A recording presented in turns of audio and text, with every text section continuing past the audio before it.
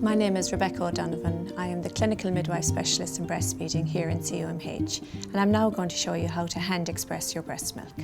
When you hand express, there's very little you need. You need a face cloth or a warm gel pad to warm your breast.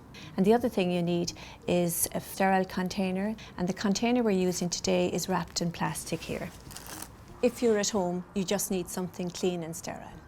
So to begin, you wash your hands carefully. You sit comfortably, you relax your neck and your shoulders, you think of your baby, ideally if you can be close to your baby. If not, maybe a photograph or a piece of your baby's clothing to have nearby just to help you remember and think of your baby. Next, you warm the breast.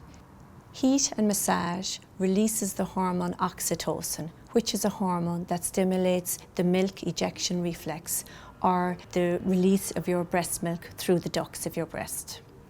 There are a number of ducts within your breast that leads towards your nipple and areola. You place the warm face cloth on your breast and you then massage all around your breast and just imagine the breast milk being released. So now let's look again at your breast. You can see your nipple, you can see the darker area, which is called the areola, and then you have the lighter area. So you can just find an area that works, usually where the dark meets the light, just at the edge of the areola. So you place your thumb on one edge of the areola, and directly opposite, you place your second and your third finger. And as you can see there, your hand forms the shape of the letter C. You then compress and release your breast tissue using rhythmical movements, compress, release, and as you can see there, a little drop of breast milk appears, so you collect it.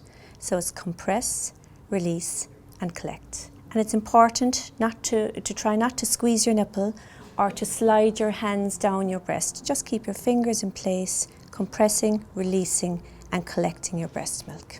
Colostrum tends to drip slowly as it is quite thick, but later milk may spurt or spray. So you just continue collecting, compressing, releasing and collecting.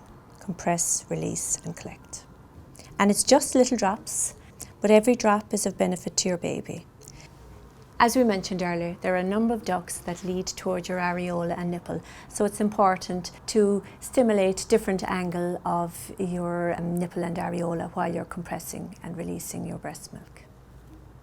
You continue hand expressing until you notice the flow of milk slows down, and then you move on to your other breast. You begin by heating and massaging your breast and then compressing, releasing and collecting your breast milk. If you wish, you could return to your first breast when your second breast is finished, and you could also do both breasts together if you would like to try. Place the lid on the sterile container, and as you can see, it's just drops, but every time you hand express, there'll be a little bit more volume of breast milk for you. Your nurse or midwife will show you how to label your container with your baby's label. And she will also show you where to store your breast milk, and if you could just write the date and the time you expressed your breast milk as well. Small amounts of milk may be easier to hand express. When your volume increases, your nurse or midwife will show you how to use the breast pump. Women who use the breast pump may find they get more milk and a higher fat content when they combine hand expression and using the breast pump. And remember, every drop of breast milk is of benefit to your baby, so the best of luck.